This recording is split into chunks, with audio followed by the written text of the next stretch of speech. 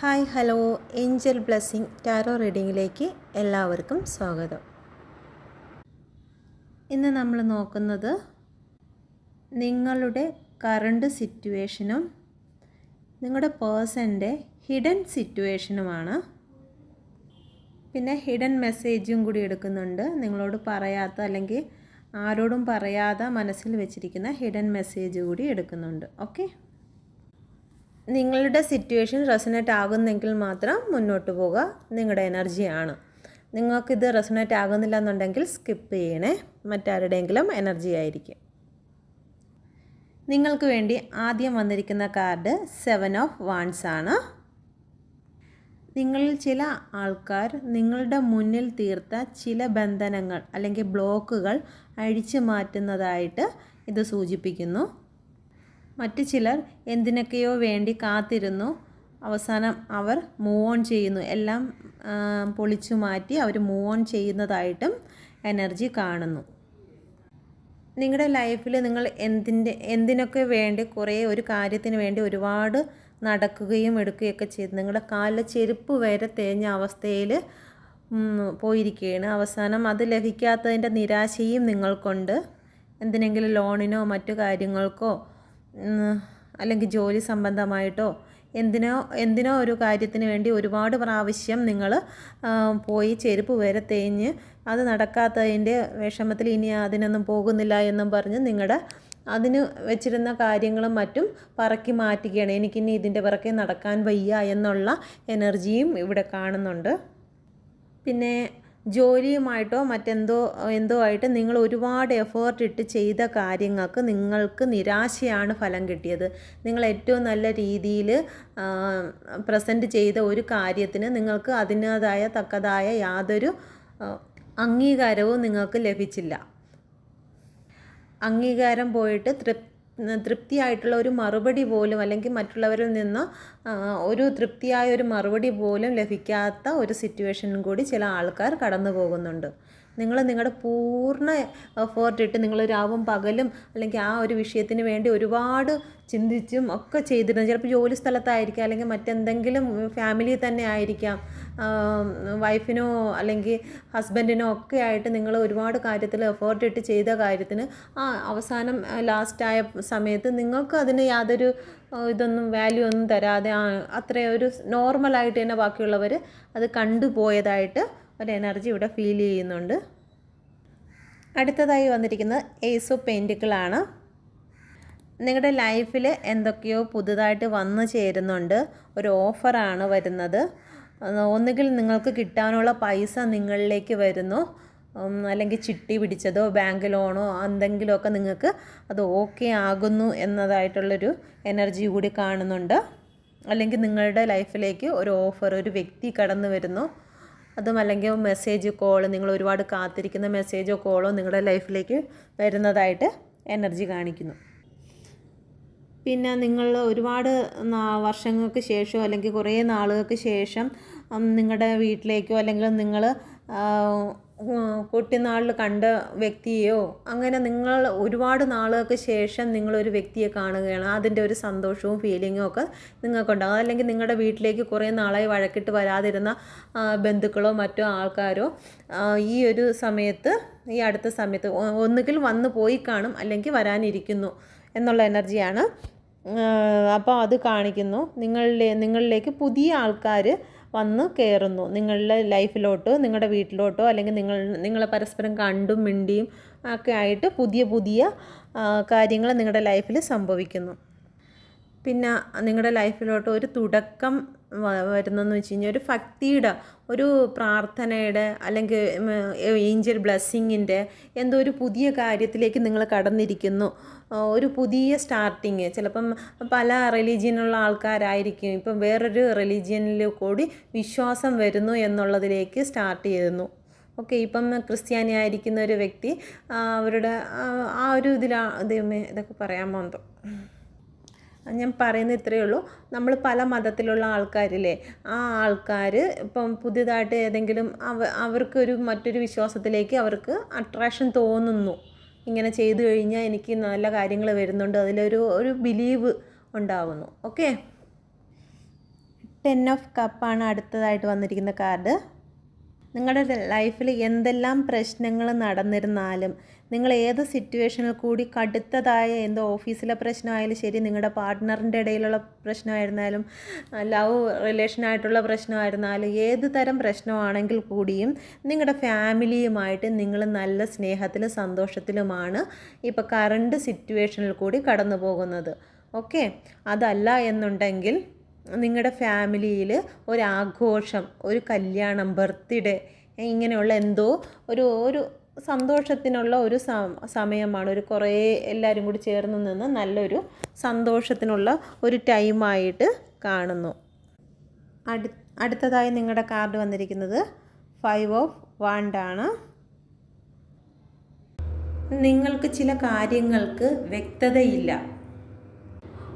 ഓഫീസിലോ വീട്ടുകാരുമായിട്ടോ അല്ലെങ്കിൽ ഫ്രണ്ട്സുകളുടെ ഇടയിലോ നിങ്ങൾ തല്ലി പിടിക്കുകയാണ്, എന്തെങ്കിലും കാര്യങ്ങൾ പറഞ്ഞ് വഴക്കിടുകയാണ്. നല്ല രീതിയിൽ 1 2 അതിലധികമോ ആൾക്കാരുമായിട്ട് നിങ്ങൾ വഴക്ക് കൂടുന്നതിൽ ആയിട്ടുള്ള എനർജി സിറ്റുവേഷൻ കാണുന്നുണ്ട്. വഴക്ക് പിടിക്കുന്നു. ഇതല്ലെന്നുണ്ടെങ്കിൽ നിങ്ങളിൽ തന്നെയാണ് വഴക്ക് കൂടുന്നത്. എന്ന് വെച്ച് കഴിഞ്ഞാൽ നമ്മൾ ചില സമയത്തൊക്കെ നമുക്ക് തോന്നത്തില്ലേ, എന്തെങ്കിലും ഒരു പ്രശ്നത്തിൽ വരുമ്പോഴത്തേക്ക് നമ്മൾ സ്വയം അവരുമായിട്ട് വഴക്കിട്ടില്ലെങ്കിൽ നമ്മൾ വീട്ടിലൊക്കെ വരുമ്പോഴത്തേക്ക് ചുമ്മാ പറയും, എനിക്ക് എന്തിൻ്റെ കേടായിരുന്നു, വഴിയെ പോയ പാമ്പിനെ കയ്യാട്ടി വിളിച്ചെടുത്ത് തോളിൽ വെച്ചെന്നൊക്കെ നമ്മൾ സ്വയം നമ്മളെ തന്നെ ഇങ്ങനെ ചുമ്മാ വഴക്ക് പറഞ്ഞുകൊണ്ടിരിക്കത്തില്ലേ. ഒരു കാര്യവുമില്ലാതെ ഓരോ കാര്യങ്ങളിൽ പോയി നമ്മളങ്ങ് ചാടിക്കൊടുക്കും എന്നൊക്കെ പറഞ്ഞ് സ്വയം പറയത്തില്ലേ.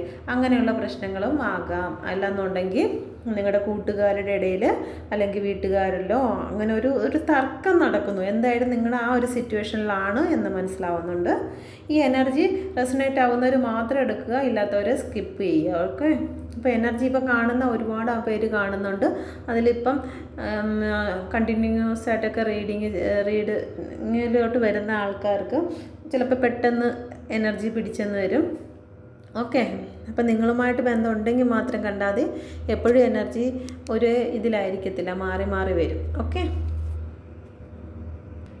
പിന്നെ നിങ്ങളുടെ ലൈഫിൽ എന്തോ ഒന്ന് നഷ്ടപ്പെട്ടു പോകുന്ന അവസ്ഥ, എന്തോ ഒന്ന് ലോസ്റ്റ് സംഭവിക്കുന്നു.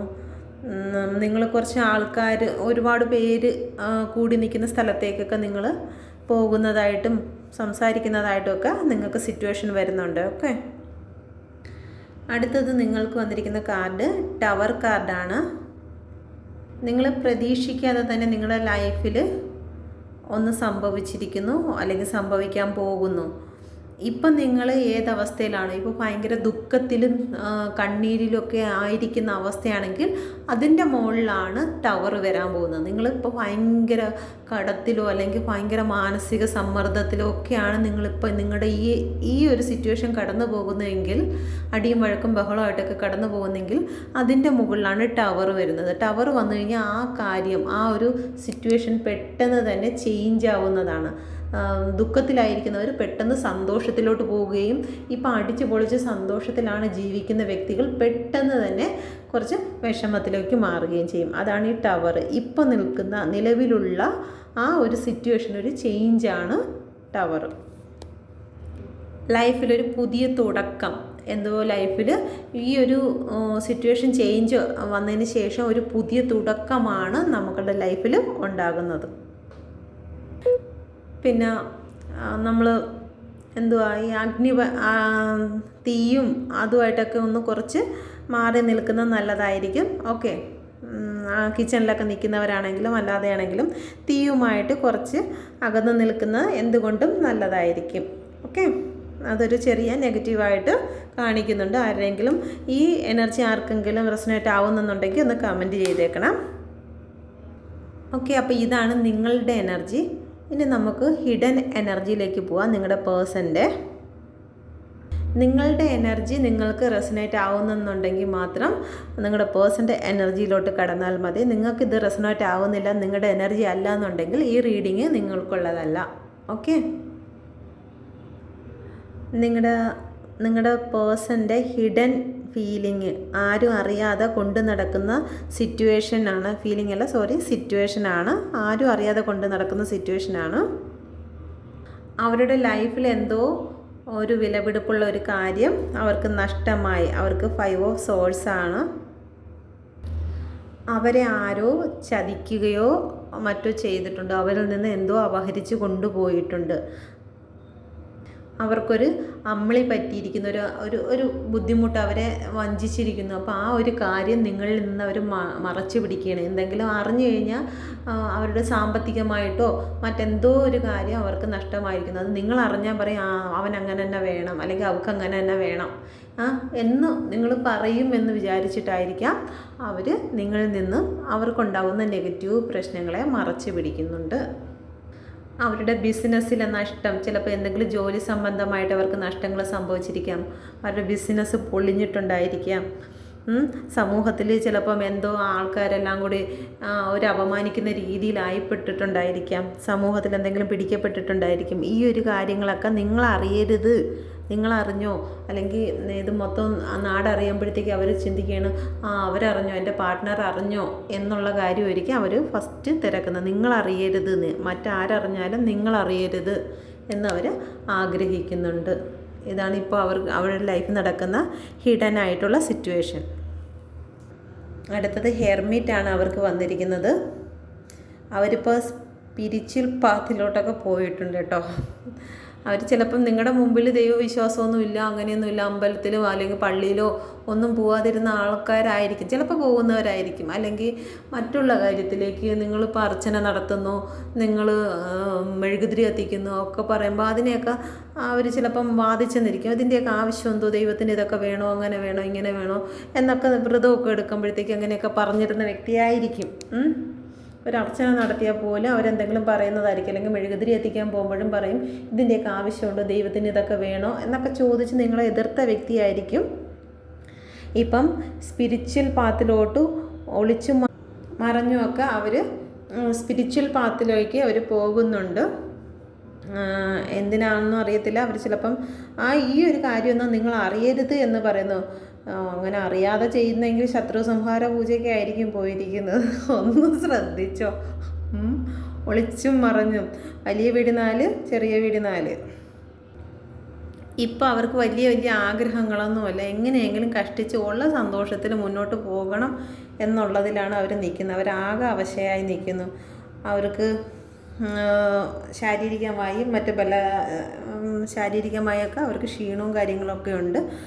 അതൊന്നും നിങ്ങളെ അറിയിക്കരുത്, അല്ലെങ്കിൽ നിങ്ങൾ അറിയരുത് എന്ന് അവർ ആഗ്രഹിക്കുന്നു.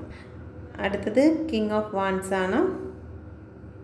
നിങ്ങളറിയാതെ അവർ നിങ്ങളെ നിരീക്ഷിക്കുന്നുണ്ട്. നിങ്ങളറിയാതെ അവർ നിങ്ങളെ വാച്ച് ചെയ്തുകൊണ്ടിരിക്കുക, സോഷ്യൽ മീഡിയയിലോ അല്ലെങ്കിൽ വാട്സപ്പിലോ ഒന്നും. അല്ലെങ്കിൽ ചിലപ്പോൾ നിങ്ങളുടെ ഫോൺ അങ്ങനെ ഹാക്ക് ചെയ്ത് വെച്ചിട്ടുണ്ടോ എന്ന് പോലും നമുക്കറിയാൻ പറ്റത്തില്ല. എന്ന് വെച്ച് കഴിഞ്ഞാൽ അങ്ങനെയുള്ള രഹസ്യം, നിങ്ങളറിയാത്തതായ എന്തെങ്കിലും കാര്യങ്ങൾ അവർ ചെയ്യുന്നുണ്ട്. ഓക്കെ. പിന്നെ നിങ്ങളെ ചിലപ്പം ഹെൽപ്പ് ചെയ്യുന്നതുമാവാം. നെഗറ്റീവ് മാത്രം എടുക്കണ്ട, പോസിറ്റീവ് എടുക്കാം. നിങ്ങളെ ഹെൽപ്പ് ചെയ്യുന്നതും ആകാം. ചിലപ്പോൾ നിങ്ങൾ സാമ്പത്തികമായിട്ടോ അങ്ങനെ ബുദ്ധിമുട്ടുകയാണെങ്കിൽ നിങ്ങൾ പോലും അറിയാതെ മറ്റാരുടെയെങ്കിലും കൈവശമെങ്കിലും സാമ്പത്തികമായിട്ടുള്ള ഹെൽപ്പോ കാര്യങ്ങളോ നിങ്ങൾക്ക് ചെയ്യുന്നുണ്ടായിരിക്കാം.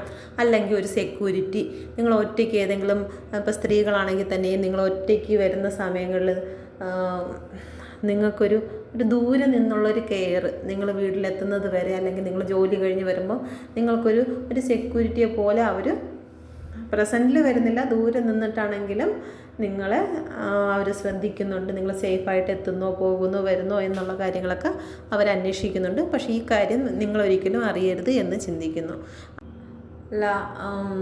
ആണുങ്ങൾക്കാണെങ്കിൽ നിങ്ങളുടെ പാർട്ട്ണർ നിങ്ങളുള്ള സ്ഥലത്ത്, നിങ്ങൾ വരാൻ സാധ്യതയുള്ള സ്ഥലങ്ങളിൽ, ചിലപ്പോൾ അമ്പലത്തിലായിരിക്കും, നിങ്ങൾ ഞായറാഴ്ചയോ ശനിയാഴ്ചയോ ഒക്കെ ഇന്ന സ്ഥലത്ത് അമ്പലത്തിൽ വരാറുണ്ട്. അപ്പോൾ യാദർശികമായി ഇന്ന് നിങ്ങളെ കാണാൻ വേണ്ടിയിട്ടാണെങ്കിലും യാദർശികമായി കണ്ടു എന്നുള്ള രീതി വരുത്തി തീർക്കാൻ, അല്ലെങ്കിൽ ഒളിഞ്ഞും മറിഞ്ഞും നിന്നുള്ള നോട്ടത്തിനും, അമ്പലത്തിലാണെങ്കിലും പള്ളിയിലാണെങ്കിലും നിങ്ങൾ പോകാൻ സാധ്യതയുള്ള സ്ഥലങ്ങളിലൊക്കെ നിങ്ങളറിയാതെ നിങ്ങളെ ഫോളോ ചെയ്ത് അവർ നിങ്ങളെ കാണുന്നു എന്നുള്ള കാര്യവും നിങ്ങളിൽ നിന്ന് മറയ്ക്കുന്നു. അവരുടെ ജീവിതത്തിലൊരു ഗ്രോത്ത് വരികയാണ്.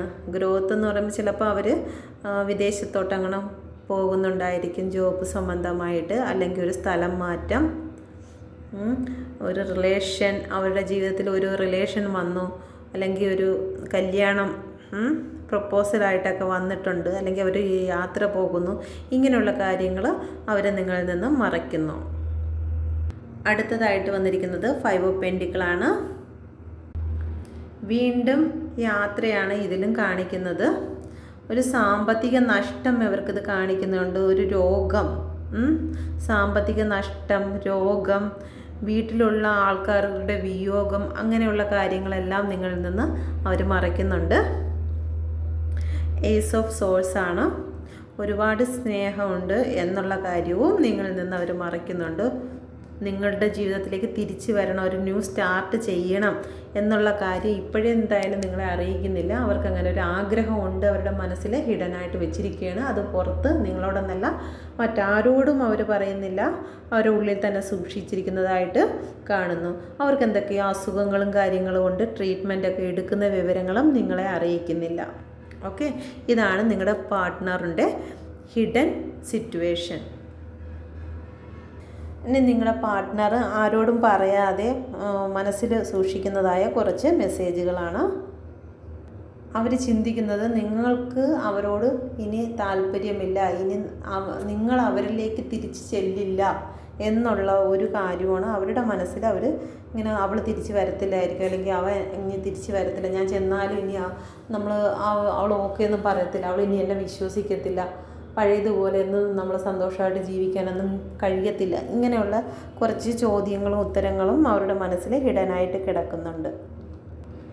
പിന്നെ നിങ്ങളുടെയോ അല്ലെങ്കിൽ അവരുടെയോ പേരൻസുമായിട്ട് ഒരു നല്ലൊരു ടേംസിൽ പോവാൻ അവർക്ക് കഴിഞ്ഞില്ല, അല്ലെങ്കിൽ നിങ്ങൾക്ക് കഴിഞ്ഞില്ല, അങ്ങോട്ടും ഇങ്ങോട്ടും എനർജി മാറി വരാം കേട്ടോ എന്നവർ ചിന്തിക്കുന്നുണ്ട്. ഒന്നുകിൽ നിങ്ങൾക്ക് കഴിഞ്ഞില്ല എന്നായിരിക്കും അവർ ചിന്തിക്കുന്നത്, അല്ലെന്നുണ്ടെങ്കിൽ അവർക്ക് കഴിഞ്ഞില്ല എന്ന് ചിന്തിക്കുന്നുണ്ട്. നിങ്ങളുടെ പേരൻസിനായിട്ട് വാക്ക് തർക്കങ്ങളോ അല്ലെങ്കിൽ വഴക്കോ, അങ്ങനെ പറയാൻ പാടില്ലാത്ത പല വാക്കുകളും പറഞ്ഞോ, അങ്ങനെ എന്തൊക്കെയോ പ്രശ്നങ്ങൾ ഉണ്ടായിട്ടുണ്ടായിരിക്കാം. അതിനെ ഓർത്ത് അവർ റിഗ്രറ്റ് ഫീല് കൊള്ളുന്നുണ്ട്. അപ്പോൾ പിന്നെ അടുത്തതായിട്ട് വന്നിരിക്കുന്ന മെസ്സേജ് എന്ന് പറയുന്നത്, നമുക്ക് ഒരുമിച്ച് വീണ്ടും ഒന്ന് ആയിക്കൂടെ, അല്ലെങ്കിൽ ഒന്ന് സ്നേഹിച്ചൂടെ, നമുക്ക് പ്രണയിച്ചൂടെ എന്നുള്ളത്, ഒന്നും കൂടി പ്രണയിച്ചാലോ എന്നിങ്ങനെ മനസ്സിലിങ്ങനെ ചോദിക്കുകയാണ്. ഒന്നും കൂടി പ്രണയിക്കാമോ, ഒന്നും കൂടി സ്റ്റാർട്ട് ചെയ്താൽ എങ്ങനെയാണ്, അവൾ എന്നെ സ്നേഹിക്കുമോ അല്ലെങ്കിൽ അവ എന്നെ സ്നേഹിക്കുമോ എന്നുള്ള കാര്യങ്ങൾ അവർ മനസ്സിലിട്ട് ആരും അറിയാതെ ഒറ്റയ്ക്ക് ചിന്തിക്കുന്ന കാര്യങ്ങളാണിതെല്ലാം. ഓക്കെ, അപ്പോൾ ഇതാണ് റീഡിങ്. എൻ്റെ റീഡിങ് ഇഷ്ടമായെങ്കിൽ നിങ്ങൾ ലൈക്ക് ചെയ്യുക, സബ്സ്ക്രൈബ് ചെയ്യുക. പുതിയതായിട്ട് കാണുന്നവരൊക്കെ സബ്സ്ക്രൈബ് ചെയ്ത് കാണാൻ നോക്കുക please. Okay, thank you. God bless you. Mother യൂണിവേഴ്സിൻ്റെ അനുഗ്രഹം എല്ലാവരുടെയും കൂടെയുണ്ട്. എല്ലാവരും അവരുടെ എനർജി ആണോയെന്ന് നോക്കുക. സ്റ്റാർട്ടിങ്ങിൽ നമുക്ക് ആദ്യം പറഞ്ഞിരിക്കുന്ന എൻ്റെ വ്യൂവേഴ്സിൻ്റെ എനർജിയാണ്. അത് സ്റ്റാർട്ടിൽ ഓക്കെ ആണ്, നിങ്ങൾക്ക് റെസൊനേറ്റ് ആകുന്നുണ്ടെങ്കിൽ മാത്രം തുടർച്ചയായിട്ട് കാണുക, അല്ലെന്നുണ്ടെങ്കിൽ വീഡിയോ കാണണ്ട, സ്കിപ്പ് ചെയ്തേക്കുക. ഓക്കെ.